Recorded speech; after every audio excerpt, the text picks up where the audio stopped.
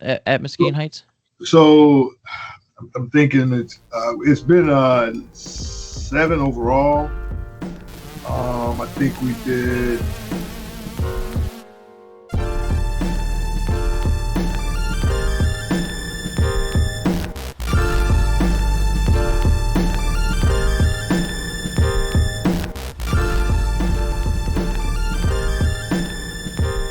All right, we're all set.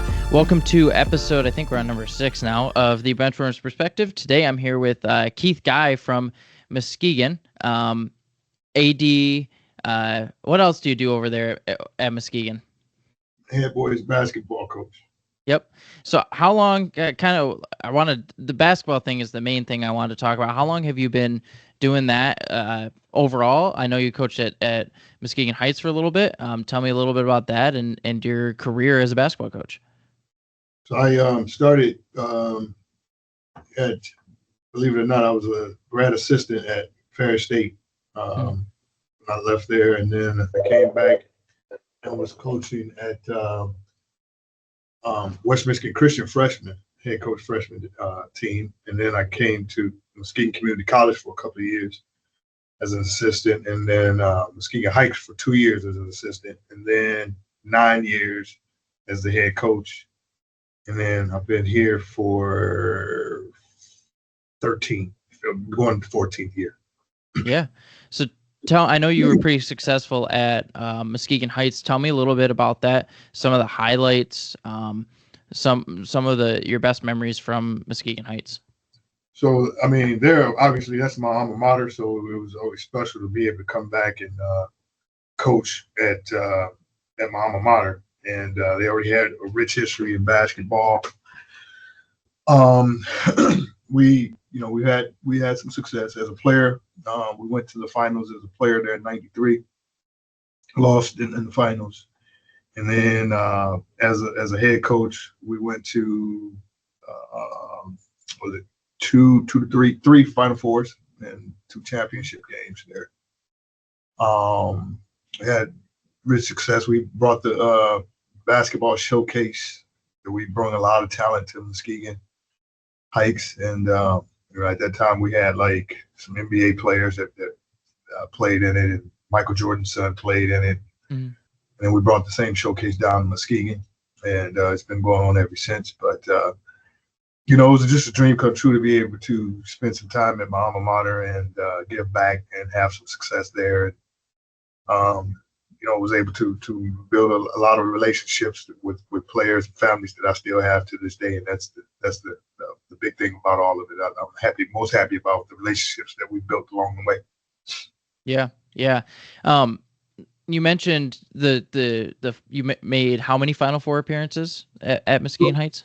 So I'm thinking it's been 7 overall. I think we did 4 at Muskegon Heights. Yeah. And for viewers, to put that into context, I think in the WMC Final Fours, we've had maybe 4 in the last 10, 11 years, if we're lucky. That's absolutely insane to be able to go to that many Final Fours. What's that like, being in a game like that, being able to consistently get back to that status of being in the Final Four multiple times? What's that? Just give me some insight into that. It's whenever I'm a competitor, and I want to be the best at whatever I do, and that's the kind of the culture that we have. We want to play on that final Saturday of the season, and making the Final Four it's great. I mean, that means that you're at least out of all like 700 teams in the state, over 700 teams in the state whose aspirations are to make it to the Final Four of the championship at the beginning of the year. We were one of 4 teams that was able to do that 7 times. So, I'm just, it means a lot, because that means what you're doing is working. You got to have good players. Yeah. In order to do that, you have to have a good staff, and I've been blessed with both. Over my coaching career, with great players and great staff. So it's just great to do that, and you be able to see the fruits of your labor, and it's hard to get to the Final Four. And I don't think a lot of people, like you were saying, a lot of people don't realize that, but it's difficult because a lot of things have to go right. You have to remain healthy. You need a big play here and there. You need to sometimes squeak by games when you're not necessarily playing your best, and we've definitely had those, and we've been on the side of winning in the last second to get there, and sometimes we've lost in the last second. So I've been on both sides, but it's just a great accomplishment to be considered one of the Final Four teams. Yeah. So you talked a little bit about being on both sides of that, winning in the last second and losing in the last second. I know last year you guys' season ended, unfortunately, on one of those last second. Kind of run me through that last kind of, if you're okay, running through me through that last second and kind of what happened there at the very end of that game. Well, quite honestly, we've done last 2 years. I think it's been in the last second because we lost to Zeeland West in the quarterfinal. We were a game away from the Final Four then as well, and we gave up a backdoor cut, and they scored to go up. We was down big. I think we were down as many as 17. Yeah, came all the way back and didn't finish the game. And against Rockford last year, Rockford was a great team, and we pretty much controlled the majority of that game and did not finish the game. Give them credit for continuing to fight and not giving up. But I don't think we didn't do some things right in that game. We didn't close it. We didn't manage the clock.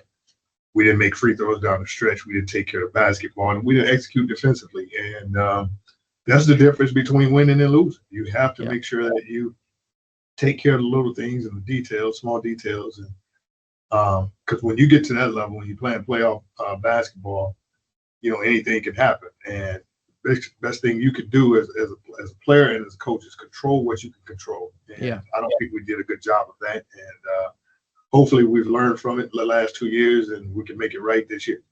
Yeah, that would be awesome. Looking at this year, this past couple of months, I saw you guys. I had never heard of anybody doing this, but I saw you guys had I don't know, was it an alumni scrimmage with multiple Muskegon area schools? Is that a tradition? Tell me a little bit about that, if you know anything about that, and how that kind of all got started.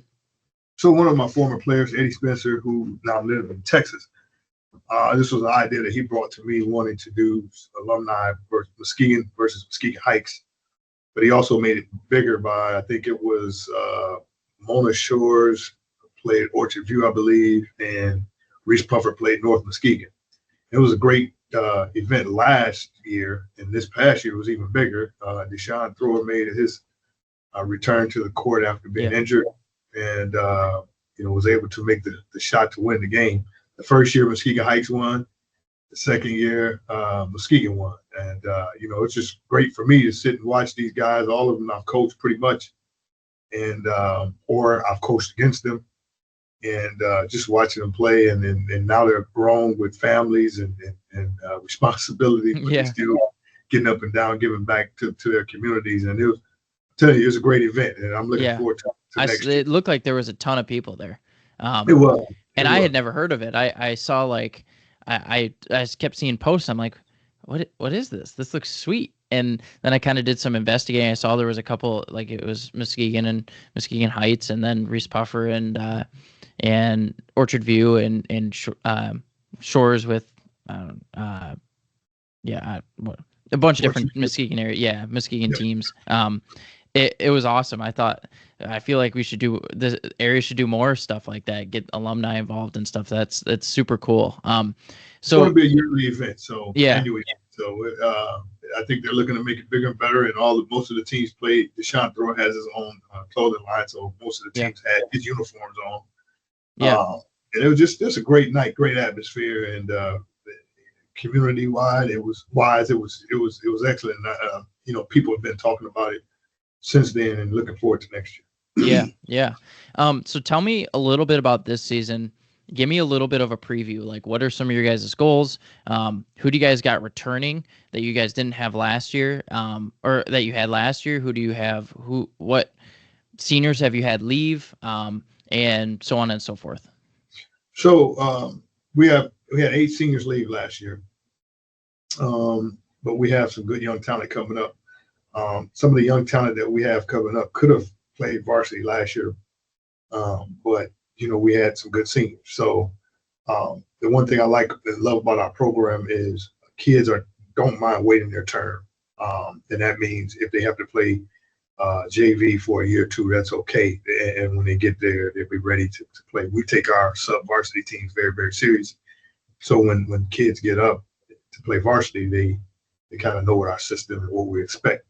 But we have, some good talent returning. We have James Martin, whose season was ended prematurely last year with an injury. So he didn't play but 10 games last year. He's a Mr. Basketball candidate. I definitely think he will be in a conversation with that, and I think he has a good shot at winning it. He's going to attend University of Detroit Mercy for a scholarship there. Then we have Arquez Petty, who's also a 4-year varsity player that's going to return for us. Iman Guster, who was on the team last year, he's a senior, and he's looking for a big year out of him. Kyron Noble, who's a 2-year varsity player, 6'5" kid who can do multiple things on the floor. Looking for him to do great things this year as well. And then we have JJ Brown, who has been injured most of the summer, but he's on his way back now. And that's the other thing. We've been battling little injuries, but hopefully we're getting everybody starting to come back now. Yeah, we have some good young kids that that's going to be put in some major roles this year, but they're talented. We're young and talented. It's just about how fast that the younger guys catch on to this varsity level. And this summer in the off season was big for them. And our goals is definitely to win a state championship, and that's the goal every year.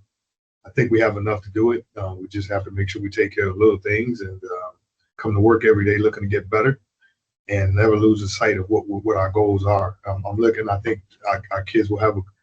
We're looking for them to be all honor roll students. I think we're going to have some National Honor Society students on the team, which is great. And all of these young kids take their academics seriously. And so we're happy about taking care of business on the floor and off the floor. So yep. Our goals are the same: win every championship that's available. Yeah. So one question that I just started thinking about was, you mentioned that you've been blessed by great players, but I think part of great players is building a great program. What does a great program look like for you? Like, what, from the freshman to JV to varsity level, what does that look like? Consistency first. I think we've had consistency in our staff. It hasn't been a huge turnover in our staff, so we kind of want to keep that for continuity's sake. But also just building relationships with students and student athletes. I firmly believe first, before you get to the basketball piece, you have to get to know the players that you're coaching. You have to understand what makes them, go, what actually turns them off, what their skill set looks like, what their family dynamics are. Just getting to know them as a person, because after basketball, and what I'm most proud of about our culture, and I don't think there's many coaches that can say this, that all of our guys come back. Yeah. They come back Christmas time. They have a group chat with the guys and they talk about our program. It's a brotherhood, and if we're, no matter what arena we're playing in, there's some of our former players are going to show up. They come to the locker room, and they take it personal as well, because this is a program that they've built. It's not about me; it's about them, and they want to see this next generation continue what they've started. So, to me, it's just about cultural relationships, hard work, not cutting corners. We hold our kids accountable. I mean, I'm an old school coach, and I believe in telling kids the truth. Whether if they played well this night, I'll tell them. If they played bad, I'm telling them that as well. And I think society has gotten away from that a little bit, to where we want to spare feelings. And I think that, for me, I don't think you should. I think we should always be honest. And that's how I was as a parent. That's how I was raised. And I just want to give that back to them, so that when the real world hits, and they understand that failure is a part of the process, and it's okay for you to fail as long as you try. And so we kind of build it on the truth and just building relationships with student Yeah. athletes. Yeah. So one thing you mentioned, I think kind of the big thing there was the culture, right? How much has that changed or developed over the last during your coaching career? How much has your philosophy changed over your coaching career? Hasn't much. My philosophy has been that it's been like the old school type. I mean, we have fun, and no one likes to Yeah. have fun more than I do. But when it's time to get down to business, it's time to get down to business. And I just believe in being honest with people, and I think that's what our when kids play for me and they leave, they understand that they've been loved. They know I care for them, and it's not just about basketball. Once basketball is over, they can still pick up the phone and call me 10 years down the line, and I'm gonna pick up the phone and whatever they Yeah. need, I'm gonna try to make sure that it happens. And they know there's a genuine love for them, from our staff. And I think that's what I think separates us from a lot of programs, and that's what makes our culture so strong. And we just old school principles. Yeah. Yeah. So how much, kind of similar question, but phrased in a different way, and about a different thing. How much has the game changed over your career, your coaching career? Just, I know, you mentioned you've been at Muskegon for 13 years. You were at Muskegon Heights for 9. That's 20 something years right there. How much has it changed over those 20 plus years? Well, it's definitely changed when you look at uh, when I first started. It was basically if you had a big fella, you put him inside, you dump the ball inside, or you try to get him with a back to basket type game or whatever. It was believed that all big guys at that time had to play inside. Now the game has changed where it's almost positionless. And, just because you're a big guy don't mean you have to be inside now. You can, if you can shoot the three, if you can put the ball on the floor, then, you pretty much you're out. You can play on the perimeter or play in the post. And so like now it's more, a lot of people run a lot of 5-out stuff, pulling the bigs away from the basket, a lot of zoom actions and a lot of, pick and roll, pick and pops and stuff like that. So it's definitely changed from my perspective, and we've kind of evolved. If we have a big, I don't necessarily mean that he has to play in the post, but we try to.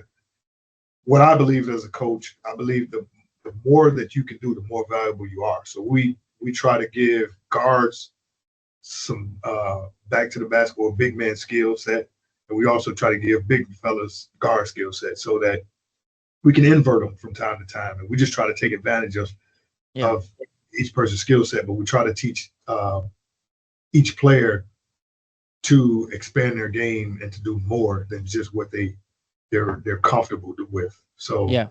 it's definitely changed, but we just try to make sure they can do more. Yeah.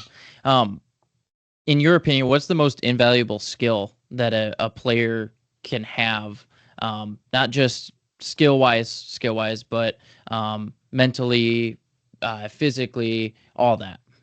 Well, it's funny I'm saying this. When you say the game's changed, now the most valuable skill set to me is kids playing hard. That's a skill now. When I first started coaching, that was not, that was a given. Kids are going to come in and they're going to play hard. Now you have to almost trick kids into playing hard. And if a kid is playing hard, that to me, I start with that. If you play hard, because if you have the skill set and you don't play hard, or you have all the skill but you have no will, what does that do for you? So I think you have to have the will attached with the skill, and that's been my thing. So the most important thing to me is having the will to get better, the will to win, and having mental toughness. Because again, part of this process, what people don't say in life, is failure is a part of it. And I like the kids who can handle failure, or either they're willing to learn how to handle failure, because you learn your most valuable lessons through losses. When you win, everybody celebrates you, and Yeah. they don't see the bad plays that you make.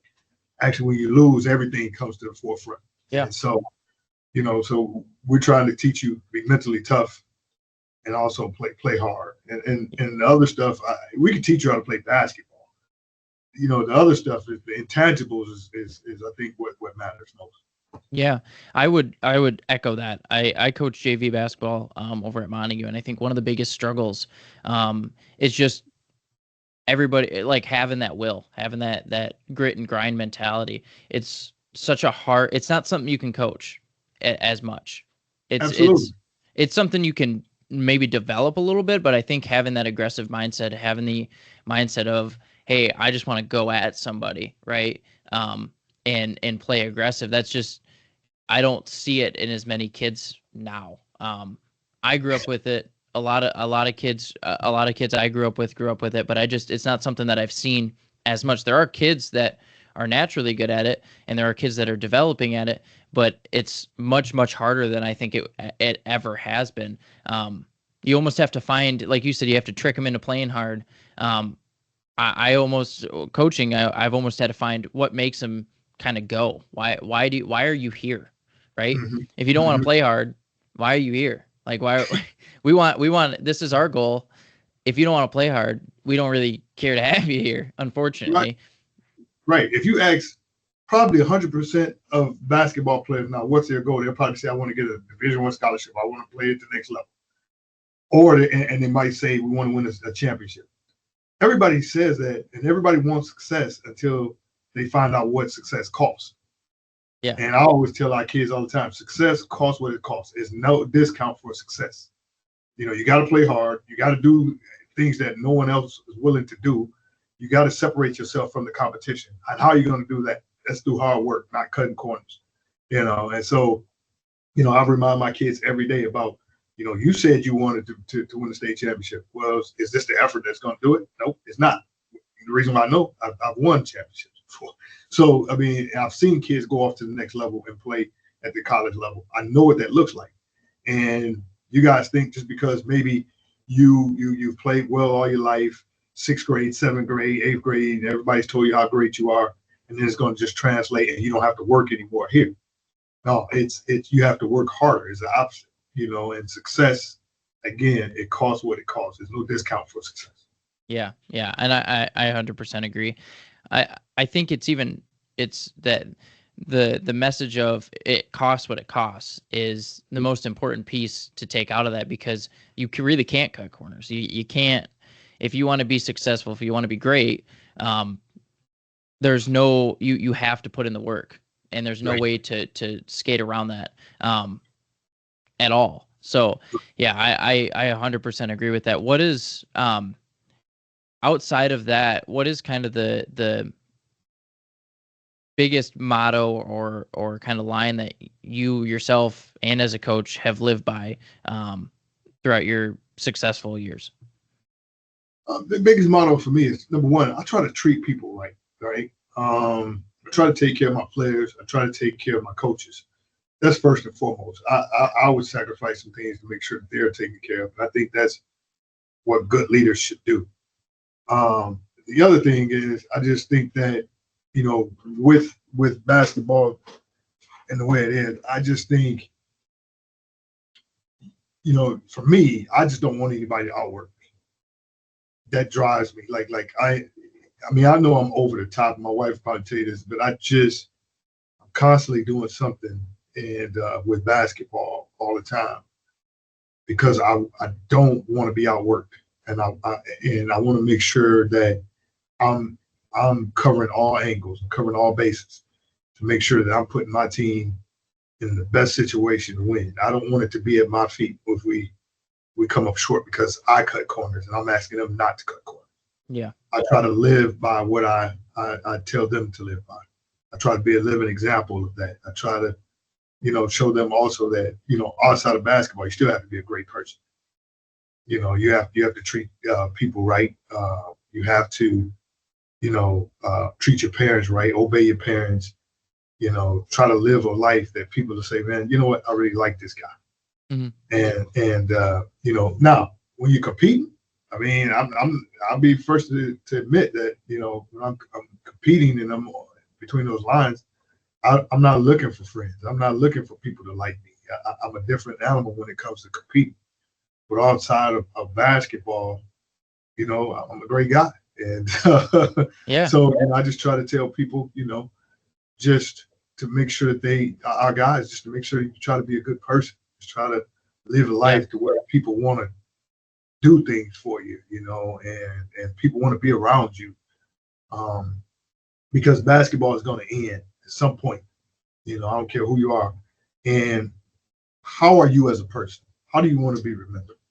Do you want to be remembered as a bad person, or do you want to be remembered as a good person? Do you want to be remembered as a person who really works his butt off every day, and try to get better every day? Or are you a person that's looking for a handout and playing the victim every day? Yeah. So, we talk about those things with our team. And I just want to impact their lives more than just basketball. And if I can do that, and guys are being successful when they leave me, then that's a championship within itself. Yeah. So I got a question for you, kind of random. How often do you compete with your players? I used to do it all the time. My knee is kind of bothered, but I used to do it all the time. Yeah. But yeah, I mean, I wish I could. I can give them a few minutes here and there. So now, from when I used to go to 10 back in the day, and then it moved down to 5 when we were competing one-on-one. Now it's like first one to score. Yeah. so yeah. I'm still beating all of them. Yeah. No, I always ask. I that's a question I always have in the back of my head is how often is coach playing? You know what I mean? Like I when I coach, like one of my favorite things is to compete with the players. Is like when I grew up and I was playing basketball, Cody Cater was coaching at Montague, and he ran open gyms every Sunday.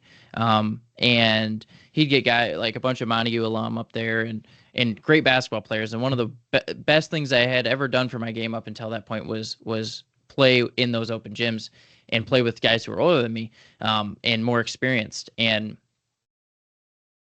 a lot of the guys that we have coming into the JV haven't really had that. And so being able to play with them, give them that experience, give them my 5'8" post moves, doing stuff like that, and being kind of a point forward in our drills and helping them know where to go and learn the game. It's one of my favorite things to do, out of everything. Now, you won't see me running suicides with them, but but I'll get out there and play every once in a while. But yeah, well, I appreciate you coming on. I kind of wrap it up here. It was an awesome conversation that we had. I'm excited to see what you guys do this year. It'll be awesome for you guys to have Martin back. I was there when he got hurt last year. That was one of the worst injuries I've seen in person. Yeah, I can't even get it. I was on the opposite end of the court when that happened. And to do that against the whole arena. The arena went silent, didn't it? Well, when he stood up and I saw it, I was like, "Oh, okay." Yeah. And I was like 180 degrees the other way from where it happened at. And to do that against one of your rivals it sucks even more. But I'm glad he's back. I'm glad he's playing. Hopefully at 100%. It'll be awesome to see where you guys go this year. Love to see you guys get to a state title. That would be awesome. But yeah, I appreciate you coming on. Thanks for giving us some of your time. And we can go ahead and wrap it up here.